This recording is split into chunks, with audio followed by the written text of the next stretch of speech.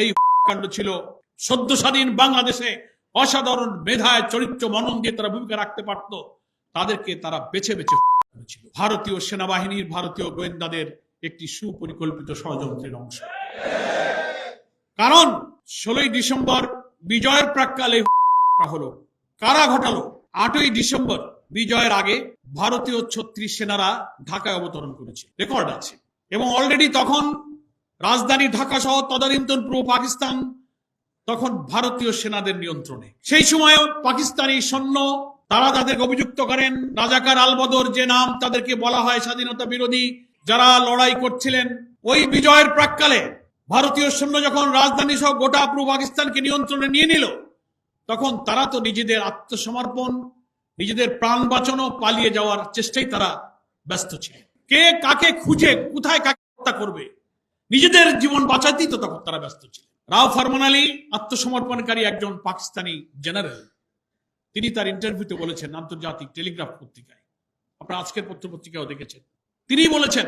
তারপরে ভারতীয় লেখকরা বলেছেন যে ভারতীয় সৈন্যরা যখন এই ঢাকা সহ পূর্ব পাকিস্তান তাদের নিয়ন্ত্রণে নিয়ে নিল, পাকিস্তানি সেনাবাহিনী 14ই ডিসেম্বরই আত্মসমর্পণ করতে চেয়েছিল, কিন্তু ভারতীয় সেনাবাহিনী জগজিৎ সিং অরোরা আর আত্মসমর্পণ করেছিল জেনারেল নিয়াজি।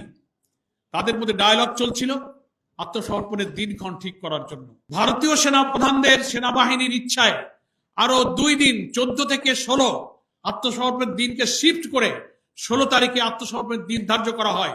এবং 14ই ডিসেম্বরে খুঁজে খুঁজে বিশ্ববিদ্যালয়ের শিক্ষক, প্রথিতযশা সাংবাদিক, শিল্পী, লেখক, শিক্ষকদেরকে বেছে বেছে, যারা বেঁচে থাকলে এই বাংলাদেশকে গড়ে তোলার জন্য, সদ্য স্বাধীন বাংলাদেশে অসাধারণ মেধায় চরিত্র মনন দিয়ে তারা ভূমিকা রাখতে পারত, তাদেরকে তারা বেছে বেছে করেছিল।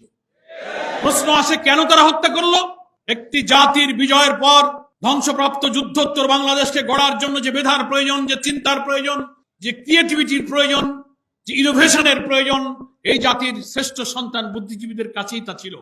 ভারত মনে করেছিল স্বাধীনতা যুদ্ধে যেমন ভারত এই দেশকে ভালোবেসে দেশের কল্যাণে, জনগণের কল্যাণে আমাদের দেশকে তারা স্বাধীনতা দিতে সাহায্য করেনি, তারা সাহায্য করেছিল পাকিস্তানি সৈন্যের কাছে। 1965 সালে তারা যে নির্মম ভাবে পরাজয় বরণ করেছিল, তদানীন্তন পূর্ব পাকিস্তানি শাসকদের অত্যাচার, শোষণ, বঞ্চনার সুযোগে এই দেশে যে ক্ষোভ, যে আউটবাস্ট, গণবিস্ফোরণ তৈরি হয়েছিল, সেই সুযোগকে কাজে লাগিয়ে তদানীন্তন ভারতীয় বাহিনী 65 সালে পাকিস্তানের পরাজয়ের প্রতিশোধ দেওয়ার জন্য তারা এই স্বাধীনতার যুদ্ধে এগিয়ে এসেছিল।